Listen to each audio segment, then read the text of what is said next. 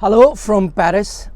Now that the dust has settled with Neeraj Chopra's throw, India's golden boy, I'll continue to call him that, considering the first individual gold medalist in track and field for India at the Olympics. He may have won the silver, for me remains the golden boy. Maybe we can look back and analyze that entire javelin event. I mean, last night, as soon as the event got over, I thought of doing a video, but thought it's best to, sometime sleep it off, then analyze, look back at it. Also, we interviewed Neeraj right after that and attended the press conference, heard both parties, which is Arshad, who won the gold medal. Congratulations to him, and Neeraj as well. And so you need to soak in all that information, speak to a few more people, spoke to his coaches, his trainers, all of that.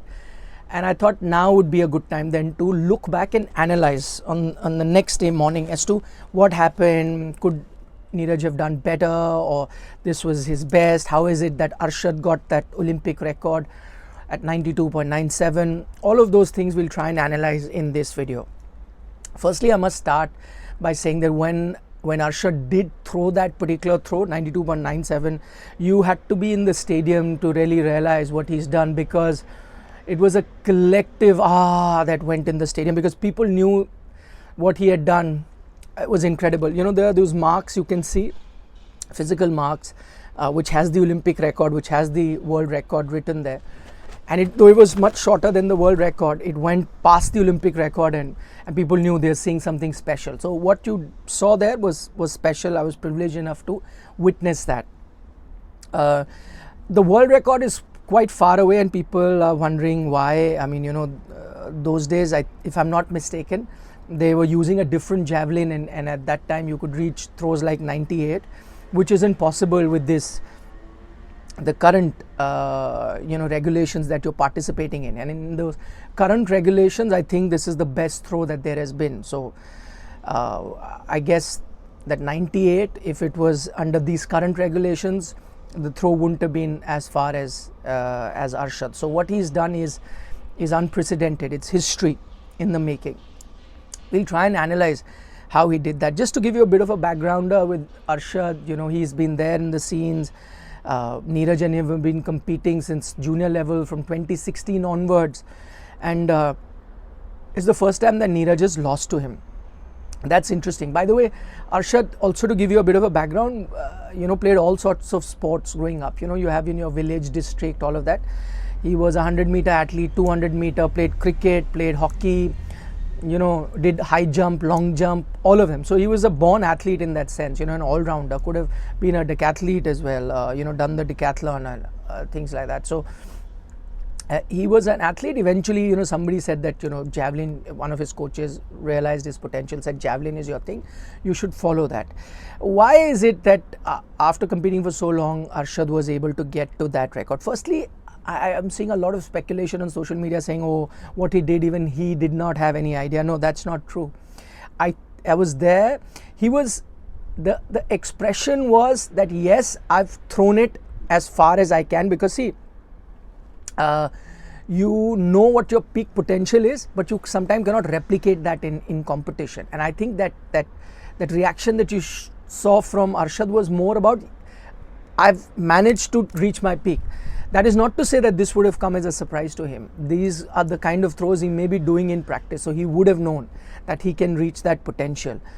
So on that front, he wasn't surprised. And I think the fact that, just to put all conspiracy theories aside, the fact that he also threw another 91+ meter throw towards the end tells you that that was his range. He had also gone past 90 before, which Neeraj had not previously as well. So you knew that was the range that he could touch. The problem with Arshad had been, he also had an injury, and after the injury had a dip in form, and that injury had gotten away. He thanked his doctor, who really helped him recover from that injury and then reach his peak. The difference here is, and I'll try and elaborate on that. In terms of Neeraj, I think Neeraj did what he could have. He has been, I think his best is in the region of 88, 89 meters. He threw that. That's also an important thing, because sometimes you can't give your best at competition. He threw that. He threw similar range in Tokyo. Nobody else went past him. He won the gold. If Arshad in this case wasn't exceptionally good as he was on that day, it would have been a gold for Neeraj again. But Arshad did improve. And see what happens there is, I'll give you an example of some other athletes. Let's say a sprinter. When you work with sprinters, there is you see a potential, then they start competing at the top level, then coaches know that has the sprinter reached his peak or not. So they try and gradually work on various things, diet, technique, to increase that microseconds slowly and steadily. But there comes a time where they think, okay, he's reached his potential, his peak. It's too early to say whether Neeraj has reached his peak, but I'm just going back by the competition. He has been hovering around 89, so we knew that at the moment that was his peak. In Arshad's case, I don't think when he was throwing those 80 odd, he was at his peak. So his peak was to be around the 91, 92. So there was scope for improvement. Previously, when Neeraj was beating him, it is possible that Neeraj was performing at his peak, and it is possible that Arshad had not reached his peak. So if you were to work with him in terms of his technique, his diet, training, there was scope for improvement. And I think that's the difference here. So clearly he has worked on. Of course, he doesn't get the same kind of facilities that all other athletes, including Neeraj, gets. But obviously there was a scope for improvement for him, and that is why he was able to do that. The scary bit there is, and that's why I'm saying for people who are thinking about conspiracies and so on and so forth, he said that the 92.97, towards the end, his technique was not perfect, as in what he had been practicing. There was a slight twitch to it, his shoulder going slightly inward. And he said if that hadn't happened, that could have been a 95 meter throw. I mean, take it with a pinch of salt, all right. But what I'm saying is he feels he could have improved on that. So that's what I'm trying to tell you. His peak was much higher. All along, he wasn't exposed to such great, coaches, diet and various other things. Gradually, he's getting it. So he's reaching his peak. On Neeraj's case, he was exposed to all of this much earlier. That's not to say that Neeraj cannot improve. And I could see that from Neeraj's reaction.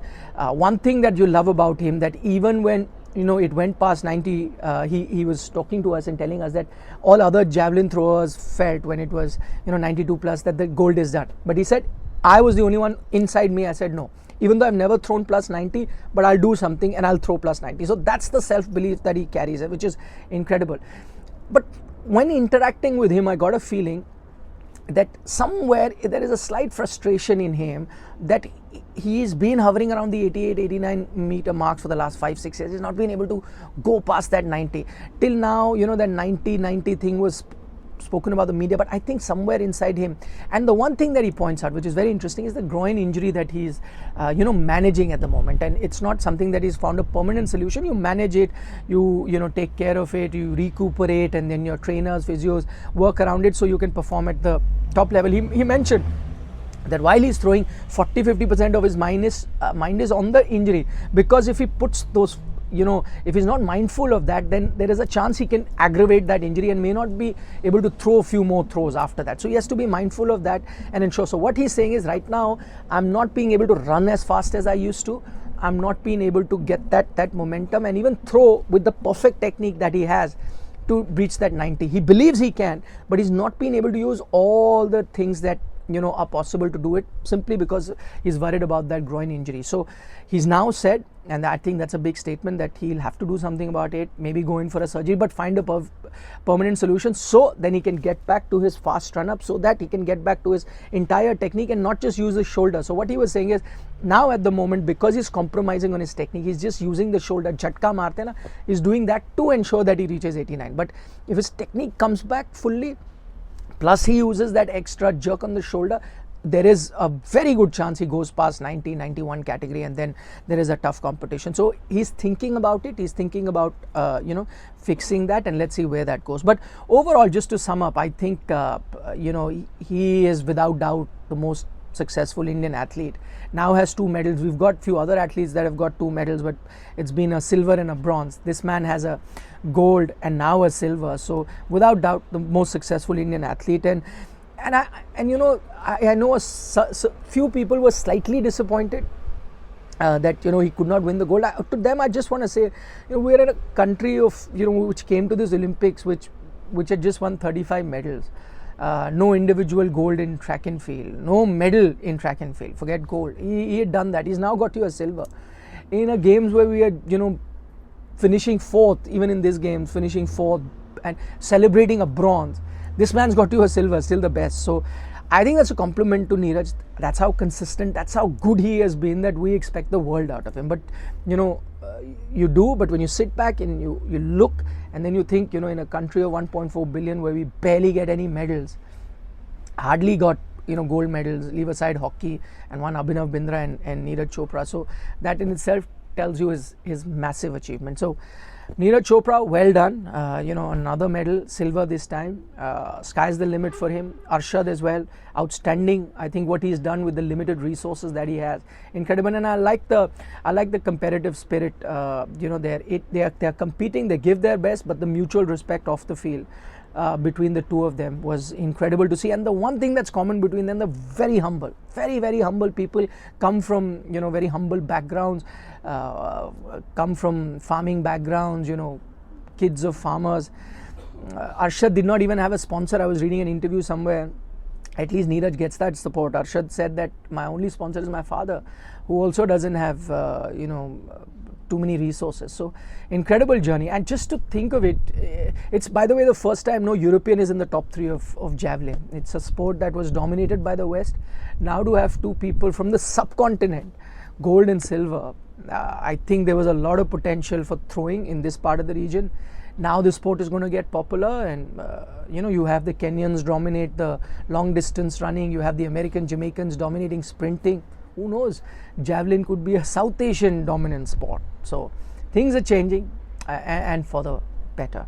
I hope you enjoyed our content. If you do, please give us a like, share it with your other friends who are trying to seek some sort of insights into javelin and how Neeraj finished with silver, how Arshad got a gold.